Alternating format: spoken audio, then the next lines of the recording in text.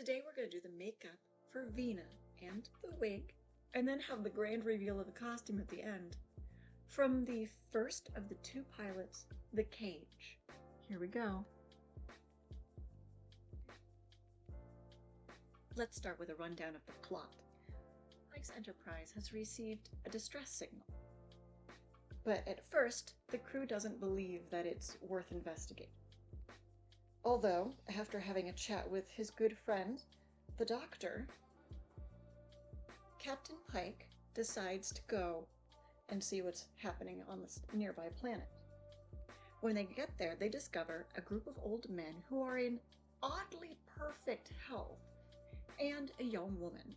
Their excuse for having this single young woman amongst them is that she was aboard the ship as a baby when they crash landed there, and she has grown up with nothing but old scientists for company. Just as they're beginning to figure out what's going on, all of these scientists vanish, and Captain Pike is whisked away into a door in the side of a small mountain.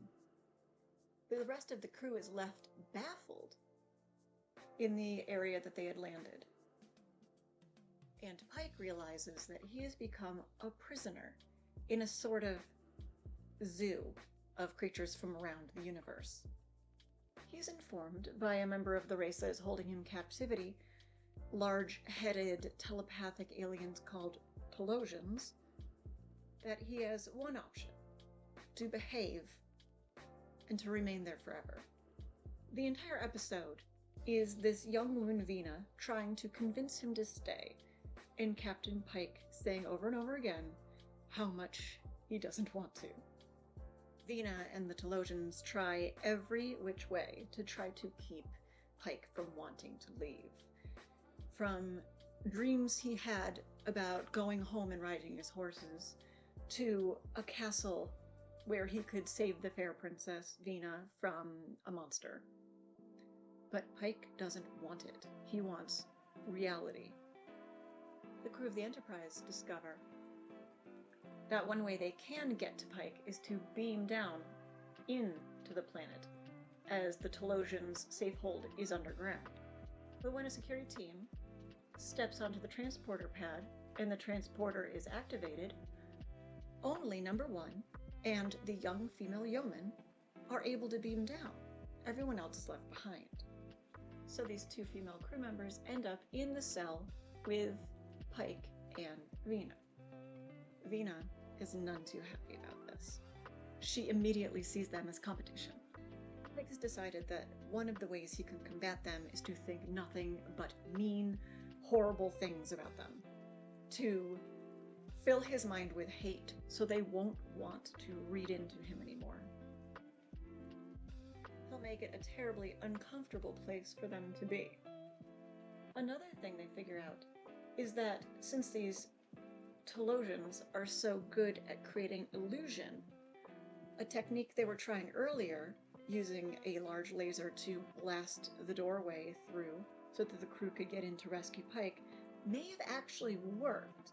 That doorway may have been obliterated, and the Telosians were just making it look as though it were a futile act. Pike also manages to grab a phaser and threaten one of the Telosians with it, but the Telosian claims that it doesn't work, and shows that it doesn't work. But Pike has a theory that it does, and the Telosian's just making it seem as though it's not. So, with this phaser to the Telosian's noggin, which is very large, he's able to force them to release him. The Telosians then decide that humans are rather erratic, and frankly, maybe they don't want them around, so perhaps it's best to let these creatures go. Vina is terribly sad to see them leave, and Pike says, "Why don't you come with us?" But it turns out that Vina was terribly disfigured in the crash that happened all those years ago, and never having seen a human before, the Telosians put her back together best they could, which, frankly, was not perfect. Telosians offer her beauty and perfect health. If Vina were to leave, she would lose those things. What she really wanted was a companion of her own kind. And that's what she was hoping for with Pike, if he'd stay. So, considering that they don't want any humans probably ever again, but Vina can't leave, the Telosians create for her an illusion, a copy of him. And they all live happily ever after. Or at least we assume, because we only got one episode with this crew. So now that you've gotten the rundown of the episode, let's talk about our feelings. I remember being a wee child, and when I was a wee child, there was only two crews of the Enterprise. There was Pike's crew, and there was Kirk's crew. There was the original series, and then there was the animated series, and that was it. Sometimes we got a movie, but it was always the same people. Now, Pike's crew confused me as a tot, because I didn't understand what a pilot episode was, and I didn't understand why this was all that this crew got. This episode was used again later. We'll get to that. But when this episode aired alone, I didn't quite know what to make of it. However, I definitely had some feelings. I loved number 1, and I loved the young yeoman, and I really wished that we had gotten more episodes with this crew because I wanted to learn more about them. Number 1 especially seemed like a really strong female character who was second in command on a starship. Like, it wouldn't be for a very long time that we saw another woman with a lot of power on the bridge. Now, don't get me wrong, I love Uhura, but it's not quite the same as being number 1. I remember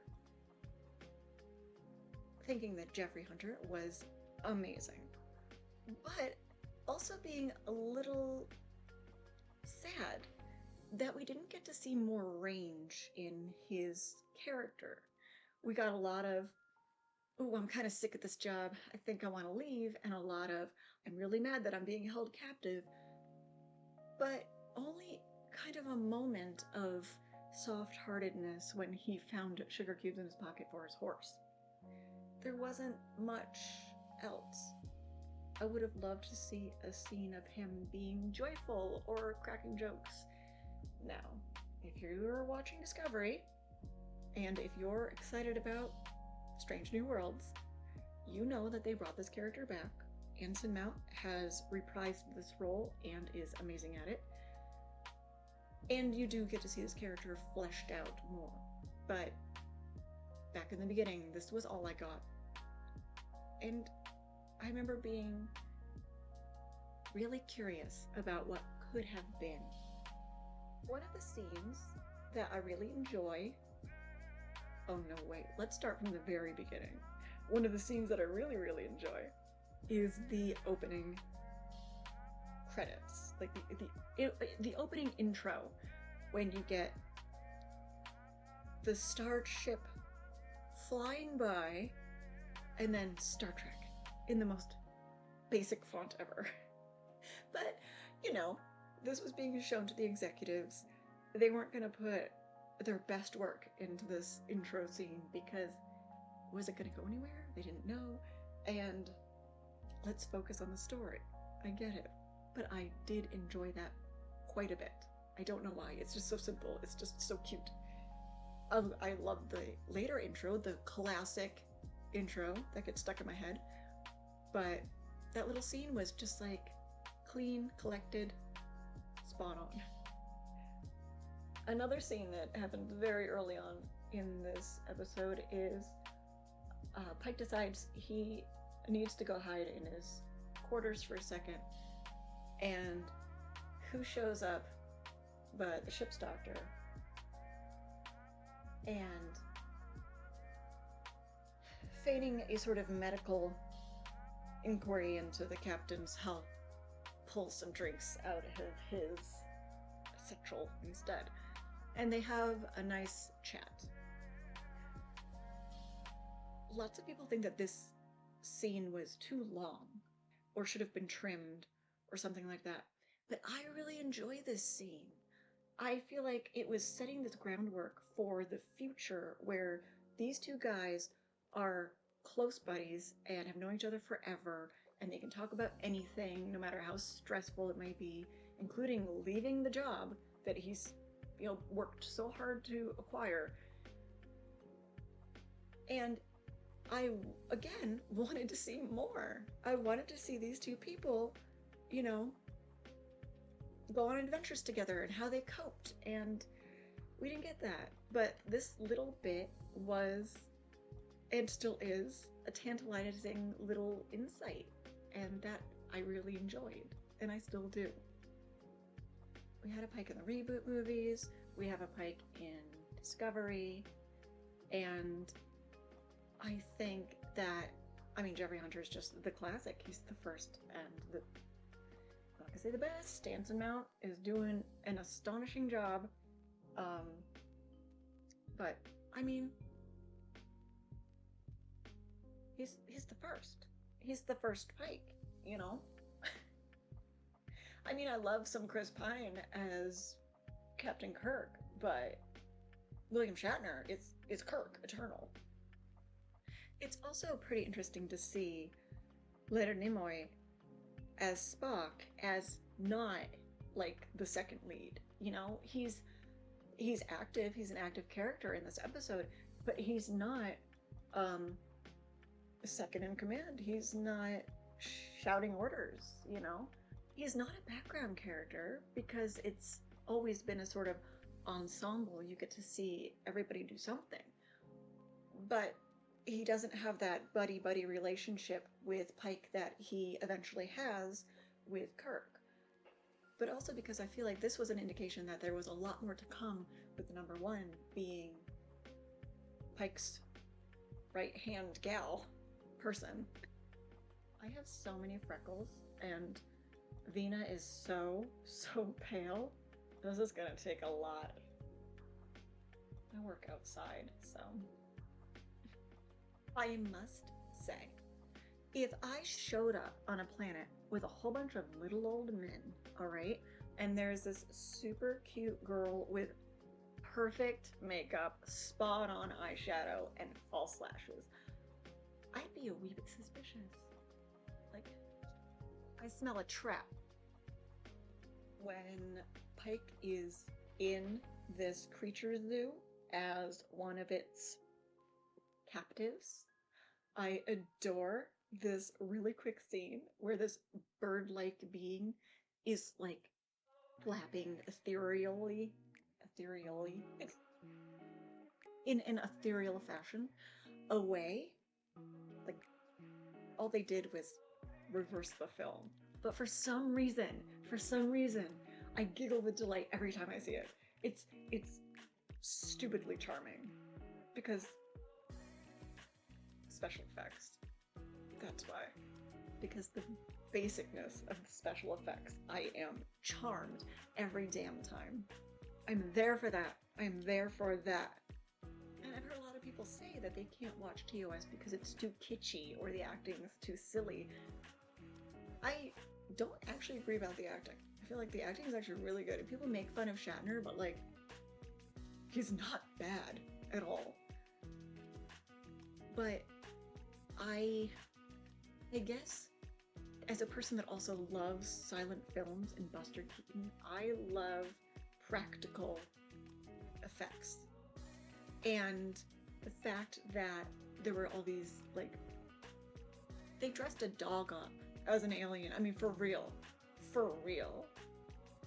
How quaint. I adore the costumes. I adore the basic makeup. I adore the models. I love the complete lack of CGI. I am in it. In it. Like the designs of the Telosians. I think I heard it said a few different ways in this single episode. I adore their frail yet creepy design. Their noggins kind of go up and bubble out, and they have all these veins visible at the surface. They don't move their mouths, to communicate. It's all telepathic, which I thought was totally creepy when I was a kid. And they're kind of snappy dressers. I also remember really liking this idea of infinite power that turns out to be nothing but fakery. That really interested me as a kid. This idea that power can be made up. Another thing I really enjoyed about the design of this episode was Vina's other costumes. The one you're going to see at the end of this episode is the one that we meet her in. She's wearing this. And through the episode, she is wearing a beautiful princess dress, a lovely little silver dress, and eventually she even becomes an Orion slave girl, painted green head to toe. And that is awesome. And you know what? I might have to come back and make some of these dresses, or maybe I'll make those costumes for my Patreon. Vina's character is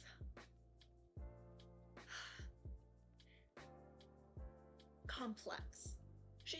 It might seem as though she's just this little throwaway, ditzy character, but she's absolutely not. She is trying every tactic she can possibly think of to get this guy to stay. She's been alone since the crash, and frankly, just can't take it anymore. It's obvious that these Telosians don't understand her, and she needs somebody. So she tries being adorable. She tries to get him to form a sort of attachment to her by being the damsel in distress who needs rescue. It doesn't work. She tries demanding. You need to stay. There's no option. You just need to give in. She even tries to sort of guilt him with the fact that she's punished with pain when she tells him too much. And the only way to make sure that she's safe is to stop fighting them. And he does care. He says that he does. He shows that he does. He does rescue her. He does try. But he's not going to give up his freedom. He tells her that he's not willing to live in an illusion, no matter what his feelings might end up being for her. When the yeoman and number one are beamed into the cell, Vina is not happy to see them. She immediately sees them as competition and says some rather snarky things. I mean, I get it. This is her probably one chance to get somebody to stay with her. But you haven't seen other humans forever. 2 ladies show up? Are you kidding? I'd be so happy. Holy smokes. More humans? This is great. This is great. But she's not into it. Right away, number one susses out that this is essentially a Noah's Ark. They're going to use this collection of beings from all around the galaxy to repopulate the barren surface of the world that they haven't been able to inhabit for quite some time. They thought that humans would be a good addition. It turns out that they're not. So these Telosians let them go. And everyone is quite grateful to get off this darn planet. Except for Vina. As I said earlier in the description, she can't actually leave. And you can see that Pike's a little torn up about this. He doesn't feel good leaving her behind, but he understands. And ultimately, it is her choice. He is quite disfigured, and we do get a scene of her revealed in her true form. And her physical comfort, as well as her confidence through her beauty, come from them. They're able to supply it. So she decides to stay. I'm not quite sure how to feel about this point in the story.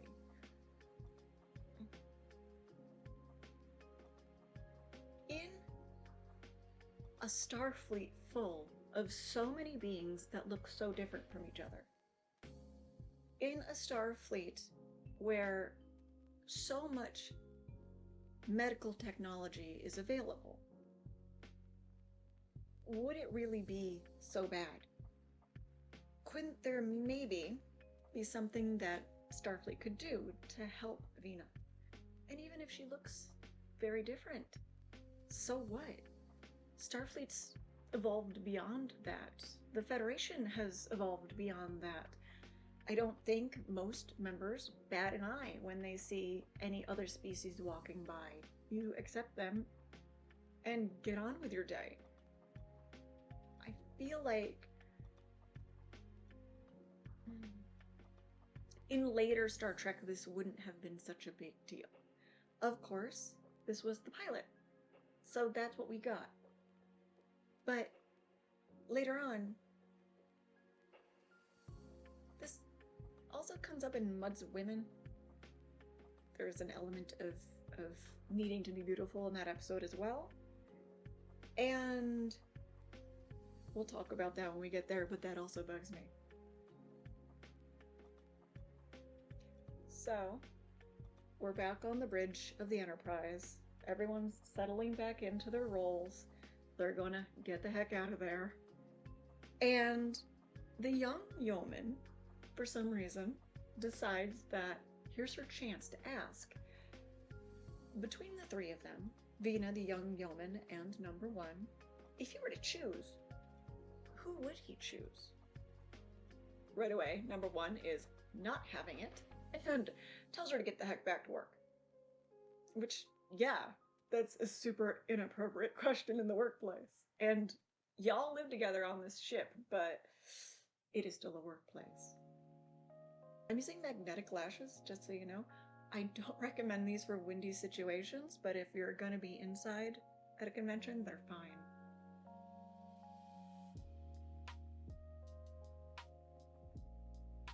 And her eyeliner is so thick. And I think the thickness manages to make her eyes look rounder. So when she makes that like super innocent face in the beginning, it's like, honey, you're so cute. Seriously, another amazing thing about this episode that I love is Susan Oliver. Susan Oliver is just gorgeous. She's angelic. She's strong and sassy and seriously all of the things that I really appreciate from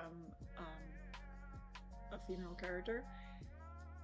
And if you don't know anything about the actual actress herself, Susan Oliver was a badass. She has a great documentary called The Green Girl, named after her Orion slave girl scene from this very episode. I absolutely recommend it, and I think she has an autobiography, which is also very good. I've heard. I need to buy it and read it myself, but it's got good reviews. So, yeah, do it. She is just fascinating. She apparently had a really big fear of flying, so to cure herself of her fear, she learned how to fly planes. And I'm not even gonna get into what happened while she was flying planes, because it didn't all go smoothly. Because I want you to read these stories and be amazed, because I was. Okay. Alright, just put some little wings on the end. I think she's got very small to blend in with the lashes wings.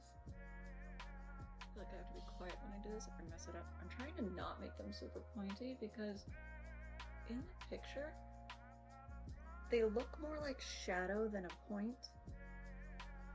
Because everything is like, those lashes are thick is what I'm saying. Just gotta get these babies to dry. So yeah, Susan Oliver is just, like cut short way too soon. But I feel like she really lived the life that she got. She was, I'm just pretty darn impressed. Now we're gonna try to get the lip shape. So she really doesn't have a cupid's bow in that picture. It's pretty straight across. And then my lip is pretty fat on the edges and hers is not. So I'm gonna try to like, actually I should weigh out the sides, shouldn't I? Shouldn't I? I shall. I shall because I should. Okay. I feel like ultimately we missed a chance to have a really cool crew of the Enterprise. I mean, don't get me wrong. I would not trade for the world the crew that we got. I wouldn't want to give that up. But wouldn't it have been cool to have both? Imagine they're both swooping around the universe in their matching sister starships. They don't both need to be the Enterprise. I mean, Enterprise 1, Enterprise 2, Enterprise Junior, maybe? Crossover episodes, overlapping adventures. They could visit the same place and be like, oh, I can tell Kirk's been here. It smells like Kirk. Like, they could have a little rivalry, like a frenemies sort of thing. That's not what we got. And that's okay. I love what we have as Star Trek. But this episode was just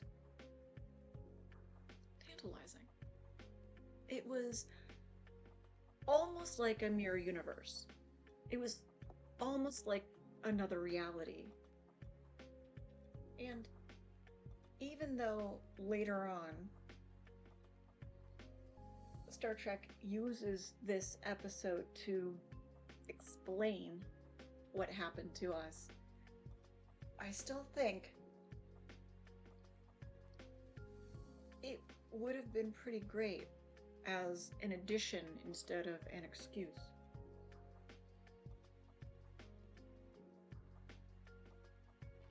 We have a new Pike now, right?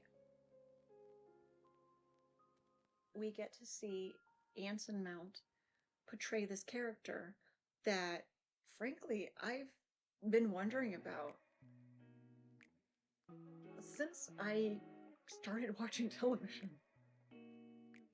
And Anson Mount is a great actor.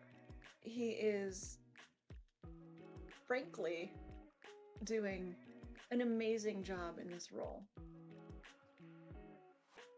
We're going to get a brand new series where we finally get to see this crew do what I've always wondered, what they would do. I've always wondered how they would deal with the things that we got to see Kirk and Spock and that crew deal with. And I am very excited about this. I am so excited about Brave New Worlds. I am episodic adventures. I can't wait. I mean, I'm sure there'll be a through line, of course, right? There's always a through line. Always. We're gonna keep it in. But I still wonder how Jeffrey Hunter would have done it. I still wonder how Majel Barrett would have done it. We get all these new actors, but I still wish we got to see how it would have played out with the original actors. It's not gonna happen, but I am definitely happy with what we are getting. This wig's gotta be really messy, or it's not gonna work. Her hair is a disaster. I also think it's a little bit too long, but it'll have to do. I'm not giving it a haircut. I don't have any hairspray at the problem. I could do a number on this wig if I had hairspray, and I thought I did, but apparently no. No, your girl's not ready. Your girl's not prepared for anything. Alright. It is a little too long, isn't it? Hold on.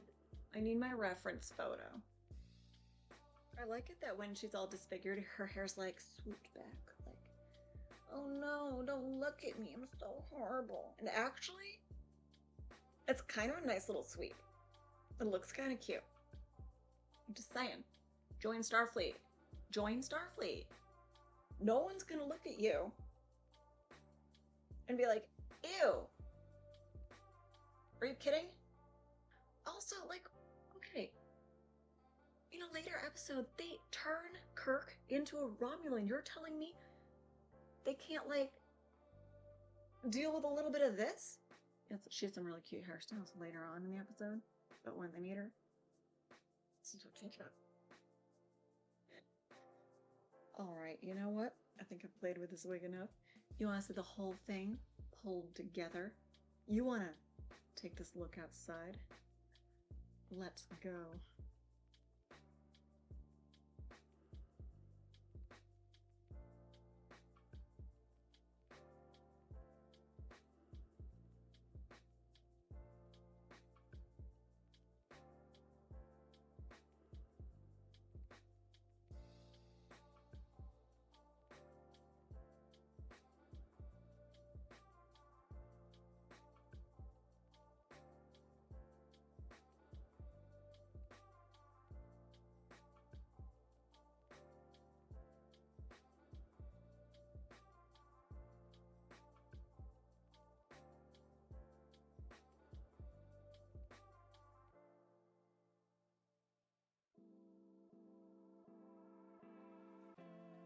Well, those contact lenses sure came out in a hurry.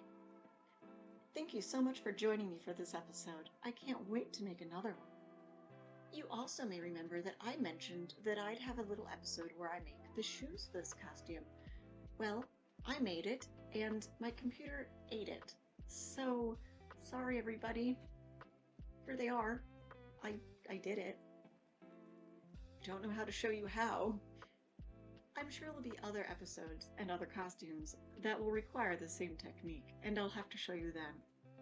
Thank you so much, everyone, for joining me. Live long and prosper, and kapla. I bought this microphone because